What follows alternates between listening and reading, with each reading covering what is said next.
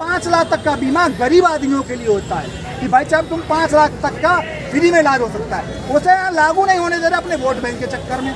तीसरा, जल कह रहे भाई त्राहिमाम, पानी के ऊपर त्राहिमाम चल रहा है, त्राहिमाम चल रहा है। और इनकी जो मैडम है, इनकी जो मंत्री हैं आतिशी मैडम, वो धरना देने बैठ गई, वो धरना देने। अरे आप मंत्री हो, आप मंत्री हो, धरना दोगे? आप डिसीजन लीजिए, आप डिसीजन लीजिए, डिसीजन लीजिए ना। डिसीजन क्यों नहीं ले रहे?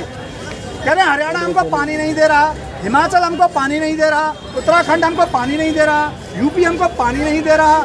मोदी जी हम नमस्कार दोस्तों, हिंदी समाचार में आप सभी का स्वागत है। दोस्तों इस वक्त हम पहुंच चुके हैं, अयोध्या से चल के हम लोग दिल्ली आ गए हैं और दिल्ली में हम लोग माहौल जानने की कोशिश करें। हमारे साथ में अंकल मौजूद है और उत्तर प्रदेश में 10 सीटों पे उपचुनाव होने वाले हैं, जहां पर आप देखेंगे विपक्ष जो है उत्साहित नजर आ रहा है। विपक्ष सोच रहा है कि 10 की 10 सीटों पर जो राहुल गांधी का स्टेटमेंट आ रहा है, अखिलेश यादव का स्टेटमेंट आ रहा है कि 10 की 10 सीटें हम जीतेंगे।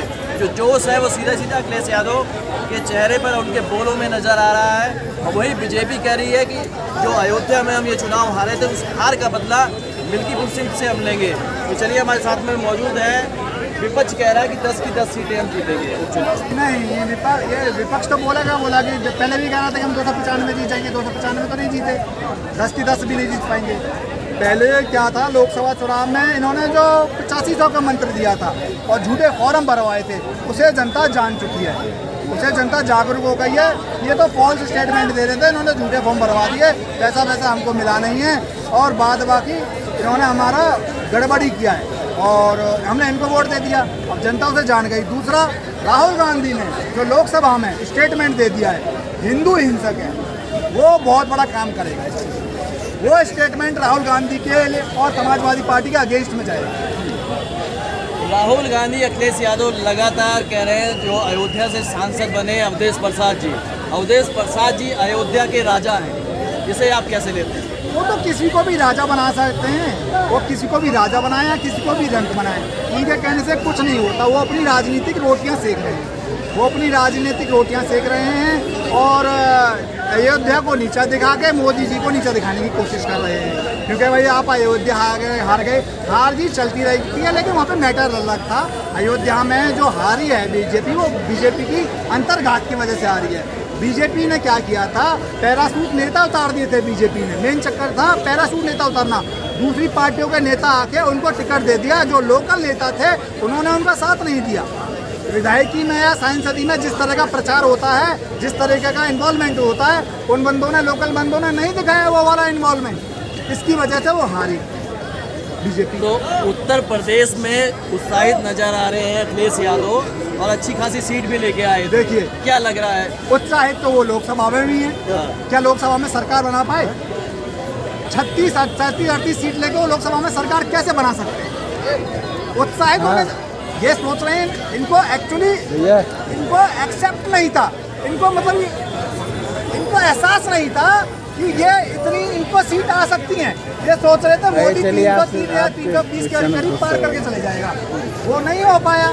तो ये इसलिए उत्साहित है कि अचानक इनकी सीटें बढ़ गई। अखिलेश यादव को आप हल्के में तो नहीं ले रहे हो? 10 सीट का वो दावा कर रहे हैं, आप बिल्कुल इनको हल्के में नाप रहे हैं? हम हल्के में नहीं नाप रहे हैं, वो 36, 37, 38 सीट गठबंधन में लेके आए हैं। वो गठबंधन में उनका कोalition था, हम क्यों हल्के में लेंगे? 2019 में उनकी 4 सीट थी, 2014 में उनकी वही थी, 2, 4, 5, 8 सीट थी। इस बार तुम लेके आए हो कोalition में, हम तो हल्के में ले रहे हैं। हम तो बीजेपी के लिए बोल रहे हैं कि बीजेपी नहीं, हिंदू, राहुल गांधी ने जो स्टेटमेंट दे दिया है ना, हिंदू हिंसक होता है, वो पूरा देश सुन रहा है। वही देश अब जो उनको 99 पे पहुंचाया है, वही देश इनको 10 सीट से 0 पे लाएगा।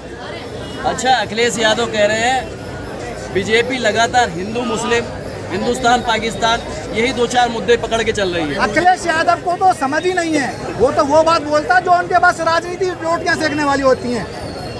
हिंदुओं को हिंसक राहुल गांधी बता रहे हैं, मोदी जी नहीं बता रहे हैं। मोदी जी ने किसी मुस्लिम को, सिख को, ईसाई को कुछ हिंदू हिंसक बता दिया क्या?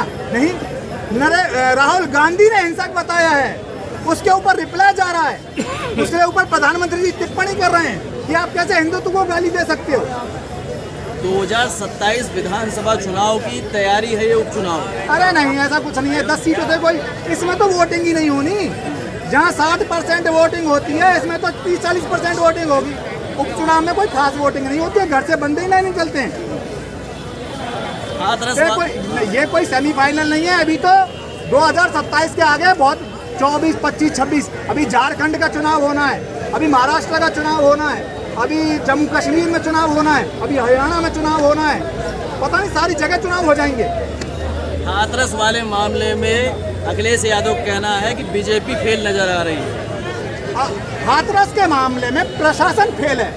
प्रशासन जो लोकल प्रशासन था, तुम्हारा डीएम, जिसमें डीएम, एसडीएम, तहसीलदार, कंसर्न कप्तान, जो थाना प्रभारी होता है, कंसर्न चौकी इंचार्ज, चौकी प्रभारी जो होते हैं, ऑर्गेनाइजर, ये सब इसमें कल्प्रिट हैं और इन सबको पकड़ लिया गया है, अरेस्ट किया गया है। और जो मेन ऑर्गेनाइजर था देव प्रकाश मधुकर, उसके ऊपर 1 लाख का इनाम दिया गया था और उसको अरेस्ट किया गया 14 दिन की रिमांड में। ये सब न पाएंगे, सब एएसपी, डीएसपी, कंसर्न। तो आपका ये कहना है कि सत्ता की कोई कमी नहीं है? नहीं, हम तो प्रशासन के फेलियर बता रहे हैं। प्रशासन की गलती। हाँ, हाथरस के बारे में प्रशासन की गलती है। प्रशासन की, सरकार की भी गलती है, सरकार की गलती है।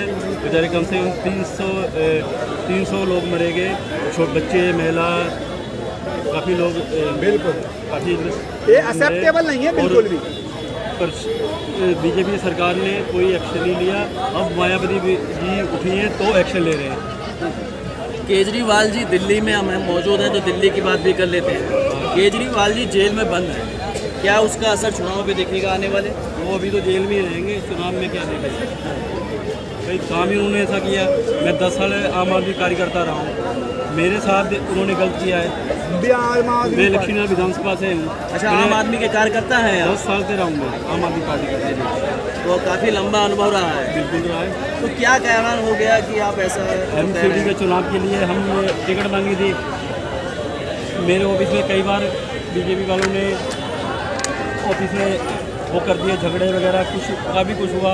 मैं कंप्लेंट लेके गया, उन्होंने सीएम ऑफिस गया, उन्होंने कोई सुनवाई नहीं की। मेरे सामने कई लोग जा रहे हैं, अंदर आ रहे हैं, मैं अपने पैर से अपाई, उसमें मेरे पैर में फ्रैक्चर था तो भी मैं नीचे बैठा रहा वहाँ पे। मैं क्या अब आएँ, अब सुनेंगे। उनके कर्मचारियों को बोला, उनको एप्लीकेशन सब कुछ दे दिए मैंने, तो भी अंदर से कोई सुनवाई नहीं मेरी हुई।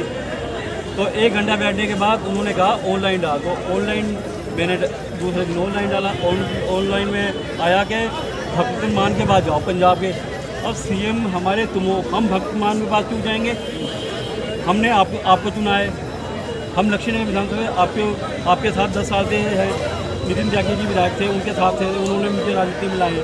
तो आप कह रहे हो कि उनके बाद जाओ, भक्तमान के पास मैं क्यों जाऊँगा? आप सीएम किस चीज़ के हो?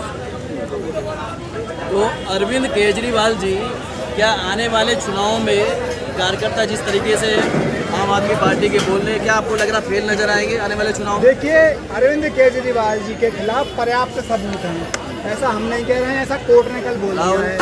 ईडी और सीबीआई ने जो चार्जशीट ईडी ने पेश करी है, उसमें सीधा कोर्ट ने बोल दिया है कि केजरीवाल जी इसमें मुख्य आरोपी हैं और केजरीवाल जी के खिलाफ कोर्ट के पास पर्याप्त सबूत हैं, उनको बेल नहीं दी जा सकती। अच्छा, हम देख रहे हैं आप केजरीवाल के खिलाफ ही बोल रहे हैं। अगर केजरीवाल की तारीफ करनी होगी तो क्या बोलेंगे आप?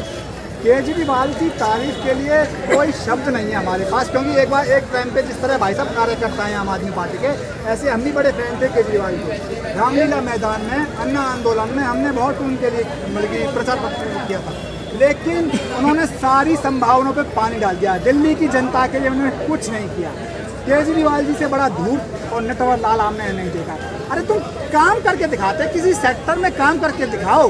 राजनीति अपनी जगह है, हिंदू मुस्लिम करते हैं, ये करते हैं, वो बहुत ज़्यादा गड़बड़।